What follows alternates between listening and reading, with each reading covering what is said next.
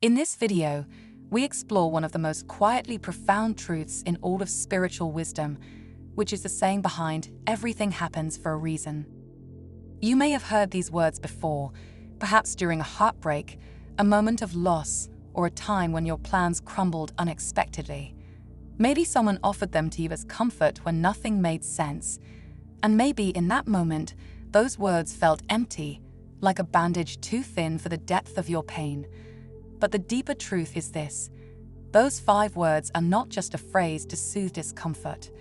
They are a key, a doorway into a higher understanding of life, a shift in perspective that can transform how you relate to every challenge, every delay, every twist in the story of your life. You see, life often appears chaotic on the surface. People walk away, dreams are shattered, illness or failure arrives without warning. It can feel as though we're adrift in a sea of randomness. But ancient wisdom, echoed across spiritual traditions and metaphysical teachings, tells us this isn't true. There is no randomness in the universe, only patterns we don't yet see. The Hermetic principle of cause and effect reminds us that every effect has its cause, and every cause its effect. What appears accidental is actually woven into the design of a universe governed by divine intelligence. And when you begin to see life through that lens, everything starts to shift. This journey we are on is not just physical, it is spiritual. Before you were born, your soul made certain agreements. These are called soul contracts. They are not punishments. They are invitations. You chose, at a soul level, to meet certain people, face certain challenges, and walk through certain doors of transformation, not to suffer, but to evolve. Even your most painful relationships, your most difficult seasons, were part of that sacred agreement. Because your soul came here not to be comfortable, but to grow. Not to stay asleep, but to awaken. And growth doesn't happen in the safety of what is known. It happens in the friction of what challenges us, breaks us, and ultimately remakes us. You didn't come to this life to be a victim of its circumstances. As mystic Caroline Myss once said, "You're not a victim of your life. You're a co-creator of it." This doesn't mean you control everything, but it means you always have the power to find meaning, to rise, and to align with your soul's deeper intention, even when life feels out of your hands. Pain, for most of us, is the teacher we resist the most, but pain is sacred. It is the soul's language when we stopped listening to the whispers. Pain forces us into presence. It calls us back to the now, where healing can begin. And yet, so many people miss this opportunity. They see pain as punishment rather than initiation.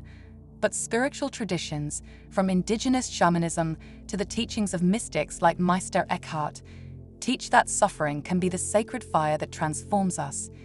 Initiates in ancient Egypt would undergo symbolic deaths, deep ego dissolutions, to reach higher states of consciousness. The pain wasn't meaningless, it was medicine. Think about the darkest time in your life. At the time, it felt unbearable. But now, isn't it the moment that reshaped you? It forced you to reevaluate, to wake up, to begin again. Sometimes, life has to break us open to reveal the parts of ourselves we've forgotten. And then there's timing. We live in a world obsessed with immediacy. But the soul doesn't follow the clock, it follows alignment. Divine timing is real. Sometimes we don't get what we want when we want it, not because we're unworthy, but because we're being prepared.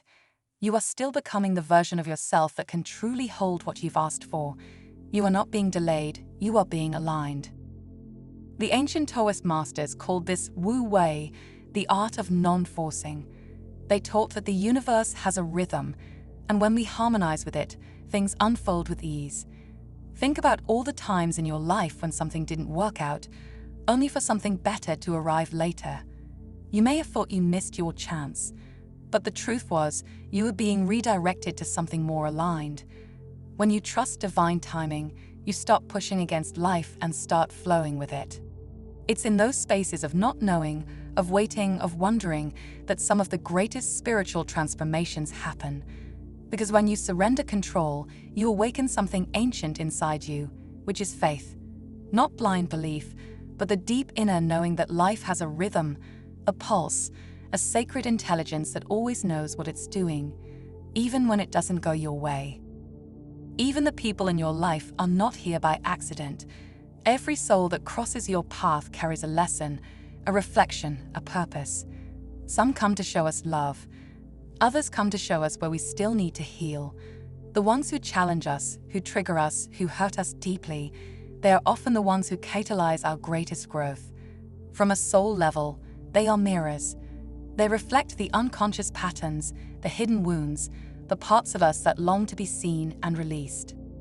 And sometimes, the reason people exit your life is the very same reason they entered it, to awaken a part of you. Their departure may sting, but their exit may be what sets you free. There are souls who come into our lives not to stay, but to shift something inside us, an old belief, a broken story, a fear we were ready to face. And once their purpose is fulfilled, life moves them along, and we are left not broken, but opened. This is why spiritual masters across cultures teach compassion, not just for others, but for the journey itself. Because once you see the sacred design behind your experiences, even the painful ones become part of a larger grace. The poet Rumi once said, "Try not to resist the changes that come your way. Instead, let life live through you." When we soften into what is, rather than resist it, we begin to see life not as something that happens to us, but rather something that happens for us and ultimately through us. And perhaps the most powerful shift you can make is this. Stop asking, "Why is this happening to me?" and instead begin asking, "What is this awakening in me?" That question turns pain into power. It transforms confusion into clarity. It reconnects you with the deep wisdom that your soul already knows, that there is meaning behind every experience, even if you can't yet see it. The universe doesn't make mistakes. What feels like a detour is often the exact route your soul needed to take. What feels like a loss is sometimes a sacred clearing. What feels like a delay may be divine protection in disguise. We often think the reason must be something we'll only understand in hindsight, but sometimes we can already sense the change happening in real time. Sometimes we feel our hearts softening, our eyes opening, our old patterns crumbling. These moments, however uncomfortable, are evidence that something greater is already unfolding. You are not who you were last year. You are not who you were last month. Life is reshaping you through every conversation, every letting go, every moment you choose truth over fear. You are not lost. You are not broken. You are not behind. You are exactly where you need to be. Life is not punishing you. It is calling you back to your truth, calling you to remember your power, calling you to step into a higher version of yourself. And when you begin to live with that awareness, when you begin to trust that everything is part of a greater unfolding, peace finds you, even in uncertainty, even in sorrow, even in change, because now you're not fighting life, you're dancing with it.